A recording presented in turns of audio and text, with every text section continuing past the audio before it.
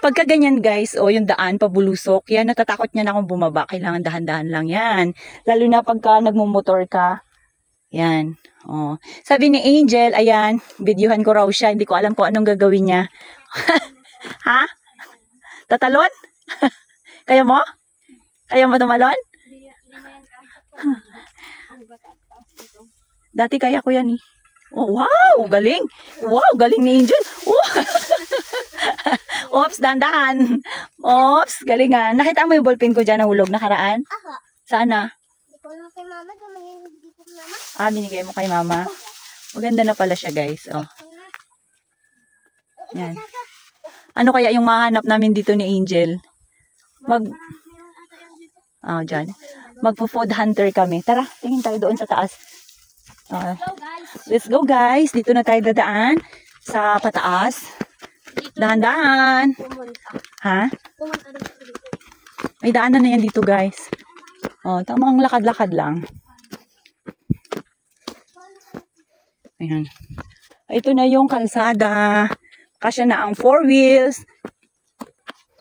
Yan guys, oh, sa ganyan, oh.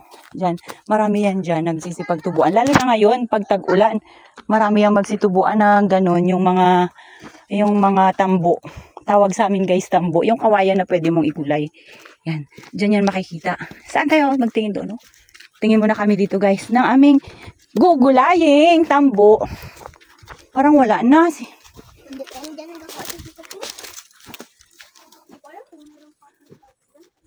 Wala, kasi sinunog na siya. Ha? Paminsan-minsan lang tayo makakakain ng ganun pagka tag-ulan.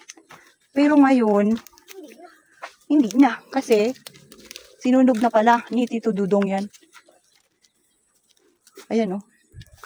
Ginamit na, ginawa ng bahay. Di ba? Yeah. Doon pa sa kabila. Dito, doon si Lolo Arman. May balon yan dito. Saan ang balon? Saan? Doon si Lolo Arman.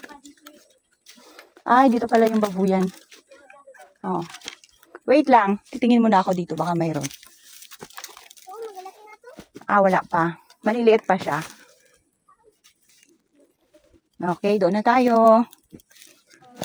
Oh, malinis na pala dito. Ngayon nga lang ako ulit nakabalik guys. Kasi yung pinsan ko, nagpagawa pala siya ng bahay. Yung bahay kubo niya. Ang ginamit is yung mga kawayan. Yan yung mga bayog. Kaya medyo naubos na siya. Wala na tayong makitang gugulayin. So, hanap tayo doon sa iba guys. Mas marami pa doon sa kabilang area. Ganito lang guys, nung bata pa kami. Yan, pagka gusto lang namin kumuha ng panggulay, dito lang. Ikot-ikot lang dito sa bukid at marami na tayo makukuha. Oh, pero ngayon wala na talaga. Ha? Saan tayo? Punta tayo doon guys sa may baba. Tingnan natin, may balon doon eh. Pagkakaalam ko talaga meron pa yan siya. Tapos ito, yung dito banda guys, yan yung kulungan ng baboy. Yan, dito tayo guys. So, wala. Papakita ko sa inyo guys yung balon.